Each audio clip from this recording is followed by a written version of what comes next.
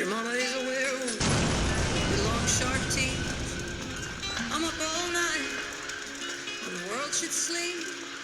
I curse the darkness when it's killing time. I don't think Simon de Montfort realised that I needed no one to tell me who the fuck had done what they'd done. I knew well enough that an 8,000-year-old blood goddess and her son had burnt my house down. I don't think that sentence has ever been said before. Yes, you might gather that they were, fucking vampires. I closed the gap between us, me and Simon, in the blink of an eye, and had the man in my hand as I gently lifted him from the floor and crushed his windpipe. Oh, it felt so good to squeeze, to crush and kill. I love it. He came here thinking that he would talk me into, well, whatever he was gonna try and talk me into, and I just killed the posh git. I would love to know what he was feeling as I brought my fingers together somewhat playfully around his neck. I teased the carotid arteries, slowly shutting them down. His mind would be gradually robbed of oxygen until it switched off.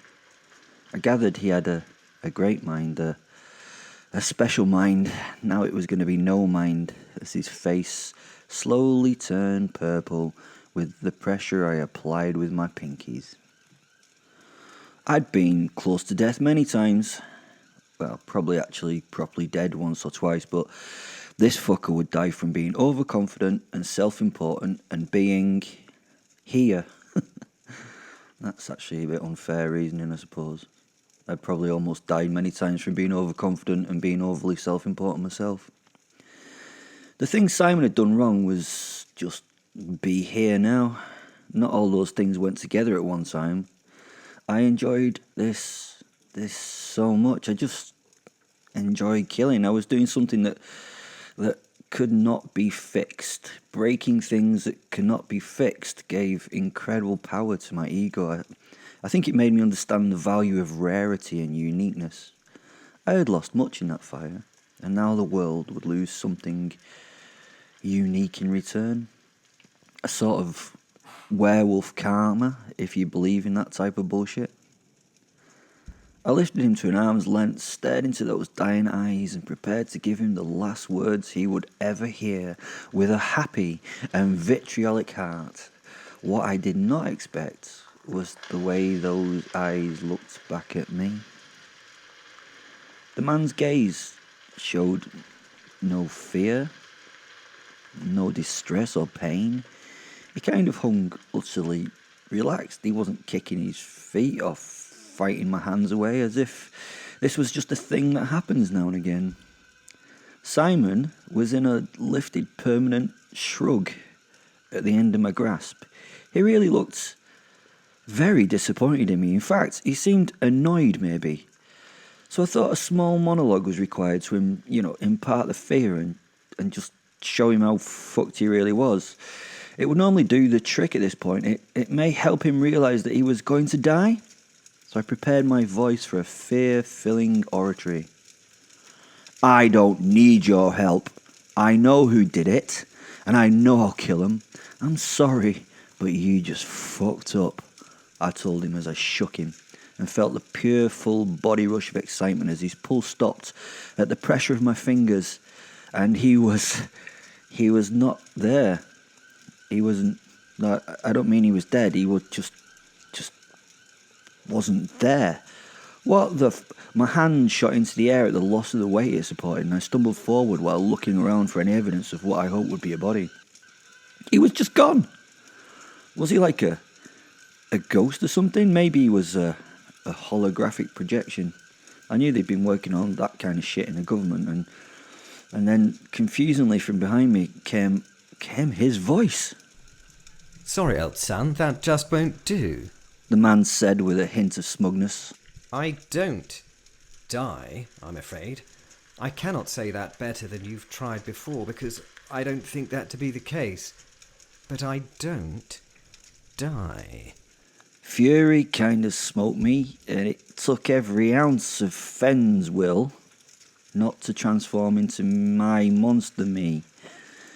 I turned to look at him. He'd robbed me of my pleasure by just not dying. Well, this was confusing. In my head, I communicated with Fen. It reminded me of the feeling I had as a toddler when someone had took my favourite toy away. I would have killed them if I could, and as the listeners to this podcast know, I had done in the past. My first kill happening at 2 years of age. Okay, any clues on what to do to put this fucker down? I mentally asked Fen. Fen was sitting watching like a spectator at a tennis match. He was looking left, then right, then left, looking at me for a moment, then looking at Simon and then me. No, it's 40 love to him, he replied, laughing. I've not got a fucking clue what he is. It is. We both felt a bit better when Simon started an explanation because, like all the best buddies, the man began to explain what, why, and who he was. I don't know really why they do this shit, and they always do. Do they not realise that they should just kill the hero, me in this case, and then it would be over? As he spoke, I was trying to figure out how he would attack me. What did he have as a weapon? What was he doing? Then I realised, nope, he was just going to talk. The worst attack of all for me. He was going to bore me to fucking death. Yes, I'm the original 7th Earl of Leicester. Over 800 years old now. He started pacing back and forth with his hands held behind his back. He was going into full monologue or soliloquy. Here we fucking go. I was sent off on a crusade, you see. Holy Land and all that. You know the story. Killing for Christ and all that tosh. He really was enjoying himself now. Turns out I was one of the 7 knights who found the Grail. He paused in front of me for a moment. I think he expected me to have some kind of reaction to this, something like wow, or other words along those same lines. I think he took this unsympathetic silence of mine as a reason to continue. I think he saw this lack of caring as, well, I suppose a lack of knowledge. You know, the Holy Grail, the cup of Christ, he exclaimed. Yeah, was the patronising cheer that flashed into my brain from Fen.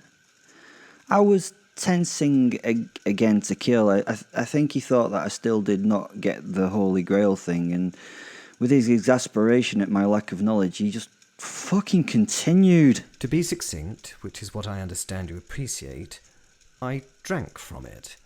And now? Well, now has seemed to become forever. Then he smirked. See, that was the wrong thing to do. I couldn't hold back the colossal cunt inside me any longer.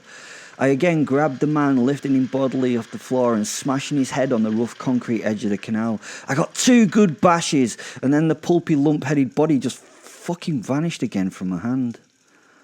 God, this was annoying. I was now kneeling, shaking my head over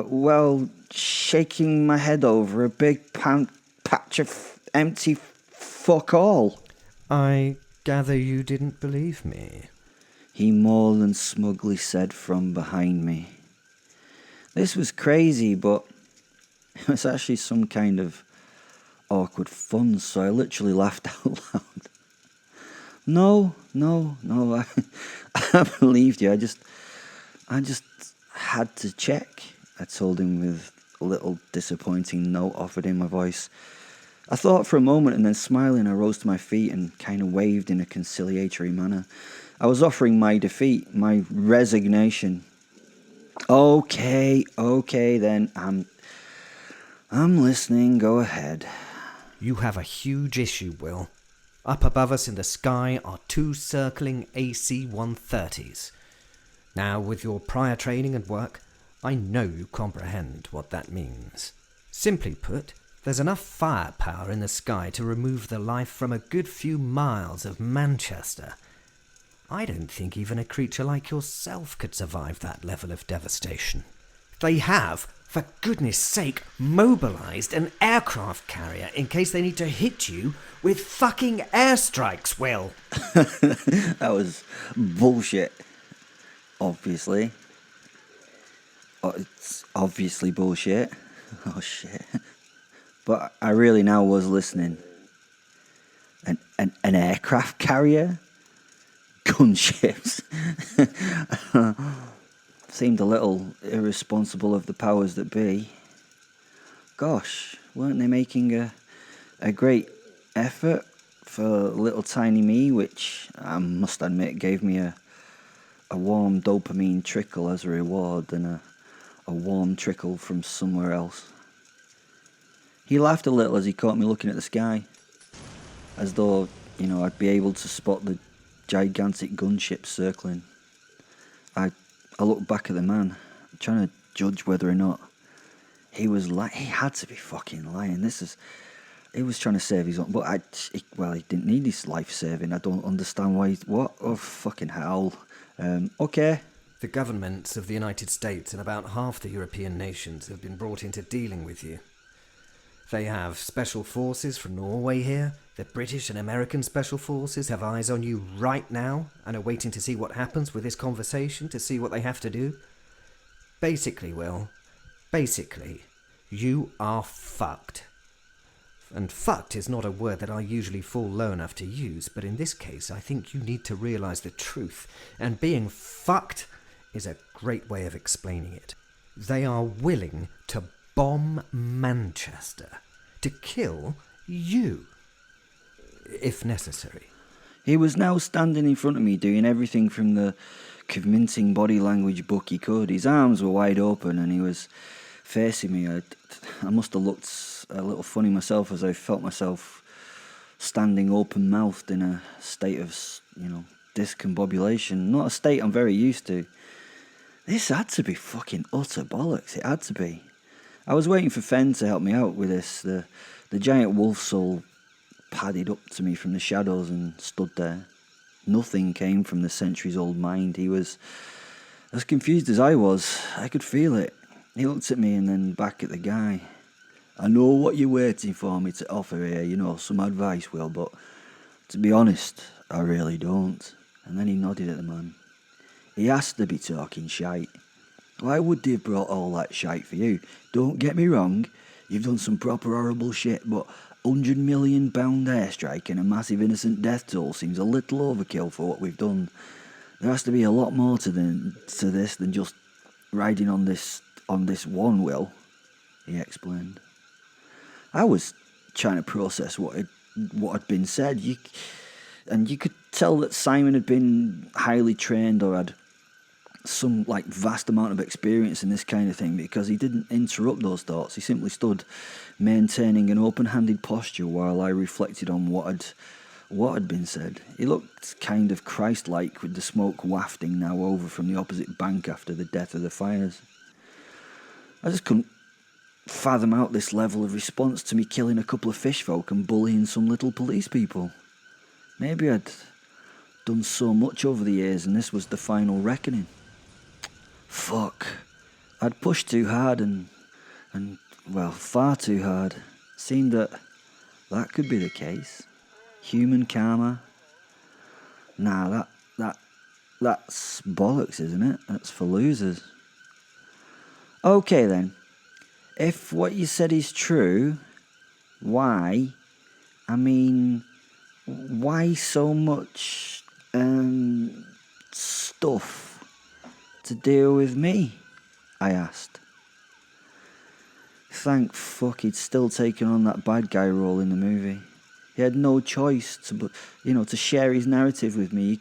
He would need me to know the reason for all of it instead of just saying... Because... Which, to be honest, is what I would have done. Well, it turns out that the people who run the world... He said. What, like the governments? I asked, and he kind of laughed in response. Somewhat of a naive response from a man with an IQ as high as yours. if you think that governments are running this world. This was noted by me as being very patronising. I was a simplistic soul at heart when it came to world politics. I knew it happened, and I just fucking ignored it. Sorry. He genuinely apologised. I'm under a lot of stress at the moment, so that was unkind and unconsidered as a response. Although, you have tried to kill me twice, so I think I can be a little hasty and harsh with my words. He said. I really appreciated it. I had a lot more respect for the man at this point. He seemed legit. He seemed calm and reflective. Must be his age, I suppose. I act as though I know who's running things. He said. I could see the internal self-reflection in his statement. Let's just say, whoever or whatever runs things wants something you have. I kind of stared blankly at him. I had no idea what that thing could be. I think he assumed that I knew. I scratched my nose and shook my head while shrugging my shoulders. He got the idea, and he paused and shook his head with disappointment while breaking eye contact. Yeah, again, he looked disappointed in me. I felt a little bit hurt by his response, actually, which was a bit weird. They believe you have a method of killing the werewolf soul element of the mutualistic pair you guys make. No, that's untrue. We know you have a magic spell or a ritual or whatever, a method of killing a werewolf soul. And you do, don't you? He paused. I think he expected me to start talking there, but I wasn't ready. I was still trying to get myself together. His manner was changing. I could see he was getting a little infuriated with me now. His calm exterior was falling away a little. For goodness sake, Will, the sky is full of death and a noose of massive magnitude is quickly closing about you. You need to realise that we are not fooling about this time. Please understand that. And I hope you're being purposefully difficult because you cannot actually not understand what's been said. He stopped and laughed. Wow, you have managed to reduce me to double negative sentences. I must really be quite flustered. But the fact is, we know that you stole the spell from the Welsh library a little while ago, and that is what we want. They want a magic spell? I laughed. And they're willing to cause all this level of collateral damage for a magic spell to kill werewolves? Yes. He nodded like a proud dog owner as his dog sat on command. My laughter faded. I felt Fen now tense. His discomfort at this information was much more apparent than mine. They want it, Simon began, but I'd got a mental grasp of the situation now. They want it because they would then have, I suppose, massive leverage over the Russian pack. I'm not as stupid as you think. I know how powerful the wolves of Russia are, I said dismissively. It was the pack that sent me to get it. No one sends me to do anything, so I kept the spell, and it works. I know I tried it. The pack is down one werewolf, and to be honest, they've backed off and they leave me well alone now. I must admit I enjoy having this much power over that bunch of dull bastards. The professor smiled and nodded. I could sense he was quietly impressed with my understanding now that I had caught up eventually. Yes. Yes, very good. He was not being patronising, he was actually kind of offering genuine praise. And obviously, they don't want that leverage to get into the wrong hands. They know that Putin, for instance, is held in check by the wolves. Giving him this spell would be giving him the key to the eastern economic resources of Russia. Surgut is the most important city on that side of the continent, so this would be very bad. He told me, enjoying the fact that we had seemed to strike some kind of accord. Fen and I, in response, well, we started to laugh. The man looked confused and really angry. He dragged off his hat and straightened it all out before ramming it angrily on his head and folding his arms like a child protectively across his chest. So, right. You're telling me that you're worried that Putin will kill all the werewolves and take over Surgut, and the balance of power in Russia will be out? Oh, I can definitely see why that would be bad. I really can, I told him, wiping the tears from my eyes. Fen was still chuckling away. Please tell him. Again, I burst into laughter, looking incredulously at the man. Look, Will, this might seem funny and unimportant to you. I know you don't care about death and destruction. I know you actually kind of enjoy that type of thing. But this is serious. This is a very important, weighty conversation. Its results will lead to whether or not you end up as a red smear on the side of the canal or not.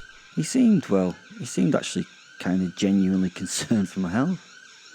He looked extraordinarily earnest, which set me and Fen, well, I was laughing again. I even developed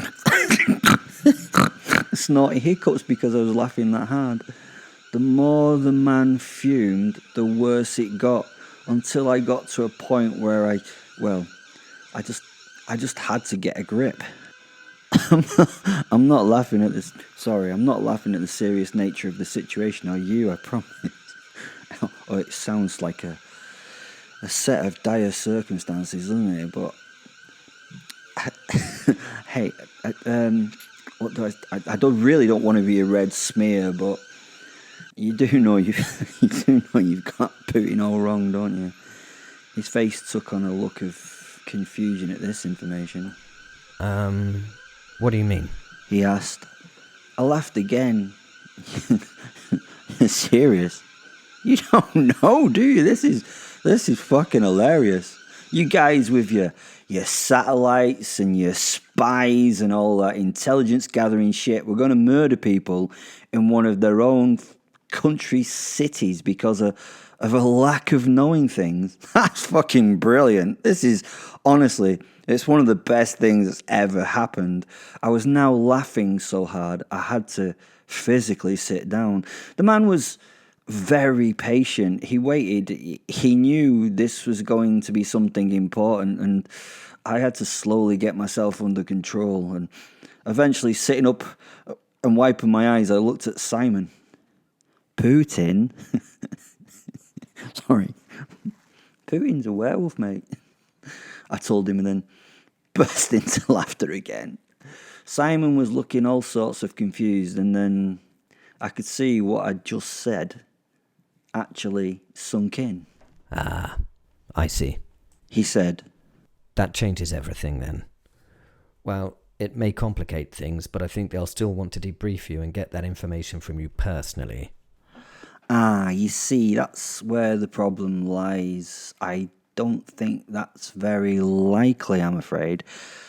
I have to be leaving. I'm sorry. I've just got a huge pile of revenge killings to do, as well as shitloads of collateral damage. Please, Simon, don't think I'm being rude. I will endeavour to get around to dealing with you in person soon, once I work out how to deal with you. He smiled and nodded.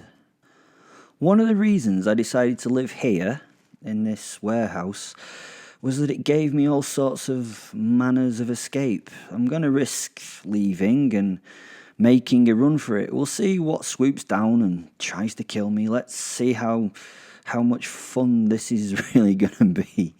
I gave a perfect parade ground salute before starting to march away. In 3 strides, I'd transformed into my wolf form and was in full sprints for the canal tunnel ahead of me. This would get me undercover and under the roads and shelter me from the death above. The drones the MOD used were too large to follow.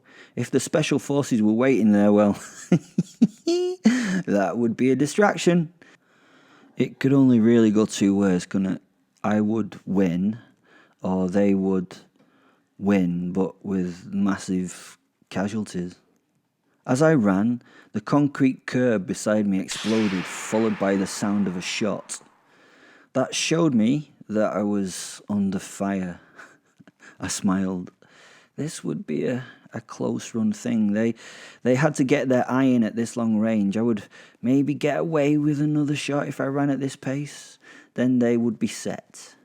This was so much fun. I'd lost everything tonight, but there was always good that came from the bad. Now I literally had nothing to lose. I was that injured animal that they warn you about as being the most dangerous. Nothing mattered anymore. Nothing. The Professor. As the first shot rang out, I did not do the sensible thing of hitting the ground. It wasn't really necessary, as you know. I'm immortal. I watched the man's form turn into a cloud of dark smoke and then solidify as a massive wolf that raced into the distance. The reality of the night broke into the moment now. Running and shouting took over as people appeared from every direction all at once. Spotlights, guns, and yelling. I was in fits of laughter at this point. All that humanity could throw at the wolf was effectively being thrown at him now, and he'd just run off. All that technology and modern thinking, all those hours of strategizing and thought, that firepower and the will to use it, well, they were all useless. That was a special being that had just bolted into the night. His black pelt had made him almost invisible in the dark.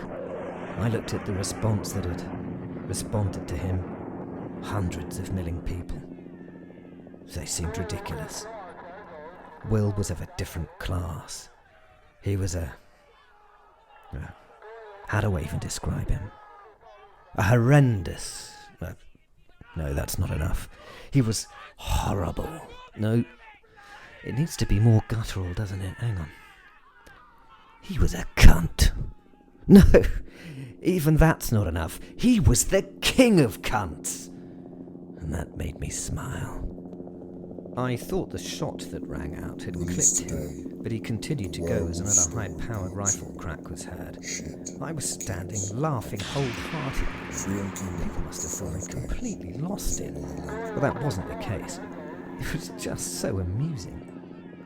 Two large, muscular men shouted at me to get down, then suddenly bundled me to the ground for what they thought was my own safety. But I'd be billing them for the damage to my Oxford brogues as I was harshly dragged downwards. Eventually the all-clear was given, and the bodies pinning me down lifted themselves with considerable apologies being given. I tried to smile and be gracious, but it was difficult. "Did they get him?" I asked one of the burly soldiers. He stuck a finger to his ear and asked whether the target had been acquired. "Negative," was the reply. I smiled. This was now getting interesting. It had been a century or so since I'd been given such a challenge. The wolf had won the first engagement, and I now got the thorough enjoyment of telling the bigwigs what Putin was, and the excitement of a worthwhile adversary. Well, thank you for listening once again, dear listener. If you're listening, if you're not listening, then you didn't hear this, so there's no need to thank you for anything really, because you didn't do anything. But if you did, then thank you. Could you click on the download, and if you could share and do all that kind of stuff, that would be great. There's the Facebook group, which is full of fun people, and you can find it in the description below, as well as some fiction literature and some non-fiction literature and loads of great work from great authors.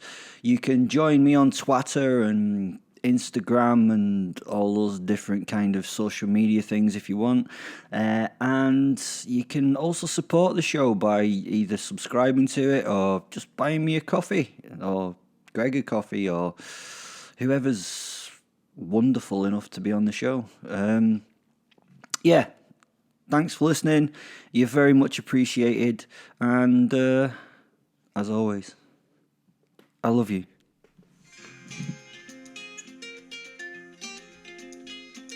Your mama is a werewolf with long, sharp teeth. I'm up all night when the world should sleep. I curse the darkness when it's killing time. I got a river of fear running through my mind.